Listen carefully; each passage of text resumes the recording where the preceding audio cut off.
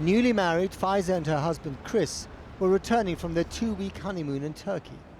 But after flying into Doncaster Airport, Faiza was picked out, stopped and questioned by police.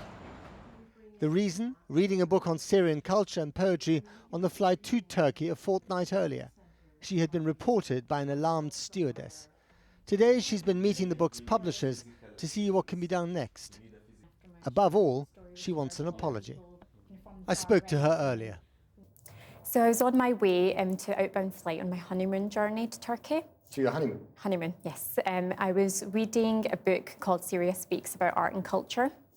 On my journey, a cabin crew member reported me for reading this book to the anti-terrorism police.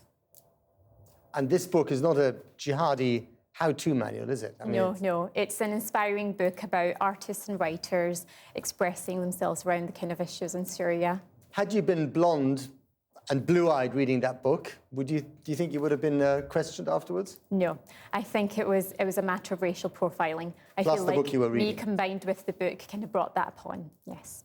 But you only found out about it at the end of your honeymoon? Yeah, nothing suggested during my flight that I was being reported for this book. It's only on my return when I arrived to the UK and had 2 anti-terrorism police officers waiting for me. Out of the blue? Out of the blue. I didn't expect anything. So as I walked through passport control, I was taken in. I asked them what this was regarding, and they said it was a routine check. And when I said, what's a routine check regarding, they then responded that I was reported for reading a book on Syria, and I was going to be questioned under the anti-terrorism Schedule 7 law. That's not routine, is it? No. On one level, do you understand why you might have been questioned? Because if anyone's going to commit jihad, that is the entry route into Syria, isn't it? You go to Turkey and then you travel across country. Yeah.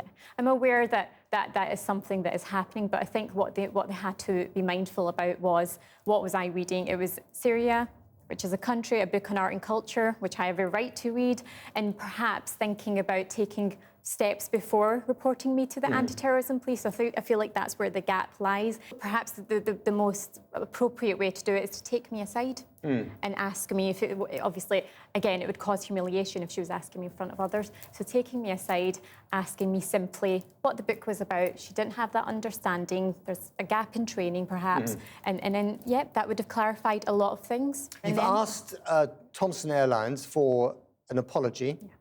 Have you received one? No. Any response at all? No response. When did you ask them?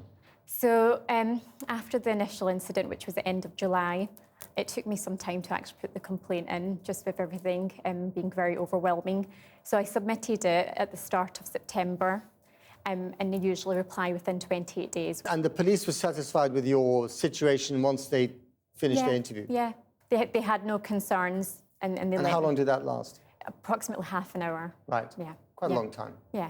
Not a great way to end a honeymoon. It felt longer, because we've definitely not been reminiscing about our honeymoon. And you work with adolescent mental health patients, don't you? Yes, that's right. And also you work with radicalisation. Yeah, and part of my job is also kind of tackling issues around anti-radicalisation and potential vulnerable young children who are kind of at risk of radicalisation. So we look at that and kind of assessing them around their mental health. So it is a part of my job. I think experiences like this can really kind of bring a lot of lack of sense of belonging. It can really increase vulnerabilities amongst the young people, and I feel like that could then maybe increase the exploitation of radicalisation. So I think it doesn't help. It's really crucial that they think about how they implement and use these acts.